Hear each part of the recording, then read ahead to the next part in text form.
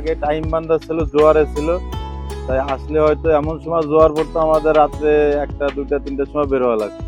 তো এখন যেহেতু 24 ঘন্টা চলতেছে, এই কষ্টটা আর হবে না, আর এখানে ওয়েট করাটাও হচ্ছে না।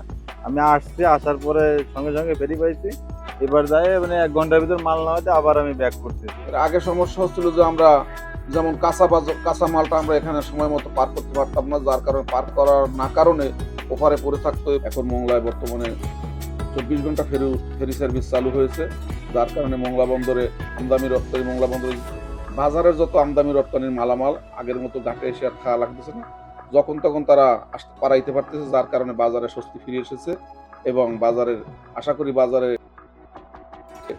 খুচরা এবং মালামালের পরিবহনের দাম অনেক বাজারে কমে যাবে। আপনি চলাচল করাতে আমাদের সবার জন্য একটু খুবই ভালো যাতায়াত হচ্ছে, যোগাযোগ ব্যবস্থা খুবই সচল হয়েছে। আগে ট্রলারে লোকজন চলতে ফিরতে কষ্ট হইতো, মহিলারা চলাকালীন ঘাটে যে অসুবিধা পড়ে যেত, এখন আর ওইটা নাই, এখন ফেরি চলে 24 ঘন্টা। আমাদের একটি আবেদন থাকবে যে 2 মাস পরে পরে ফেরির ঘাটে একটু ড্রেজিং হলে মোংলার সাধারণ লোকজন, রুগী ও ফ্যাক্টরির লোকজন 24 ঘন্টা চললে মোংলার লোকজন অনেকটা শান্তি পাবে, অথবা মোংলার সাথে খুলনা ঢাকার সাথে যোগাযোগ ভালো হবে।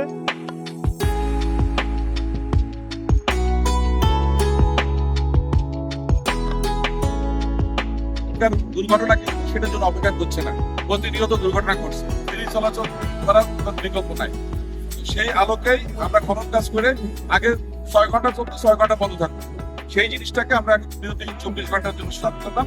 সকালবেলা বিশেষ করে 7টা থেকে 8টা, এই 1 ঘন্টা 14,000-এর মতো শ্রমিক শুধু ইপিজেডে যায়, পাশাপাশি মোংলা বন্দরে যাচ্ছে, এলএনজি প্ল্যান্ট সহ এখানে শিল্প অঞ্চলে যাচ্ছে। তো এই মানুষগুলোর কিন্তু একটা মানে যাতায়াতের জন্য যে স্বস্তি, সেটা তৈরি হচ্ছে এখানে। তখন সমস্যা হচ্ছে না, কারণ প্রত্যেকটা ফেরিতে 500-এর মতো লোক একসঙ্গে পার হতে পারছে না।